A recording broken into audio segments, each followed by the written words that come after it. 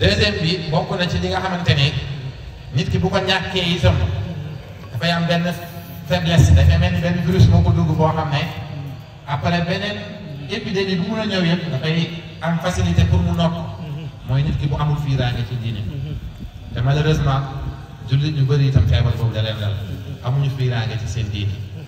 ñi ngay xamee sax amuñu fiiraange ci seen diine mooy nga gis seen moroomu jullit ci benn dëkk ñu koy noot waaye ñu bëri sax duñ ko yëgal seen yàlla ci qadiyatu Filastin bii nii lay gën a feeñ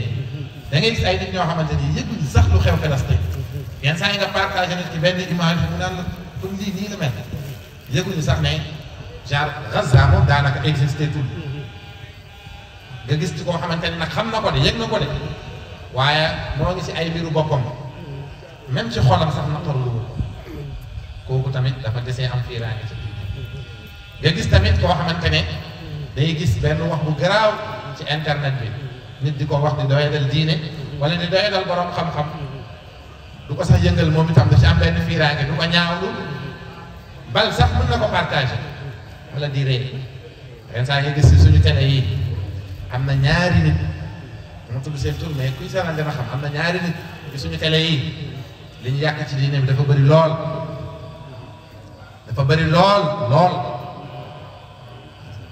am na ci benn sax boo xamante ne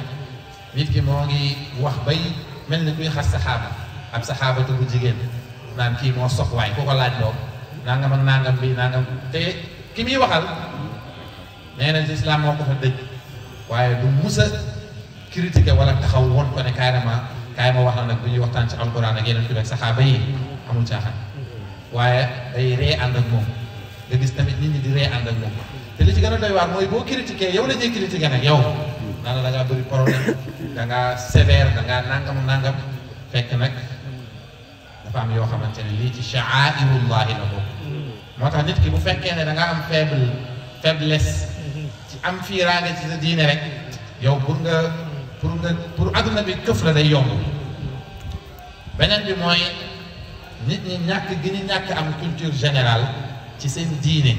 ak xam-xam moo tax bàyyi yow taalibe bi ñun ay taalibe bàyyi lañ moo tax wax ji dina sax bàyyi lool bàyyi daf la wax yow taalibe bi ñaari mbir benn nee na la thaqafatu ibrahima wal ilmu kulluhu madixu l imam al hashimi wa fadluhu bàyyi mu ne la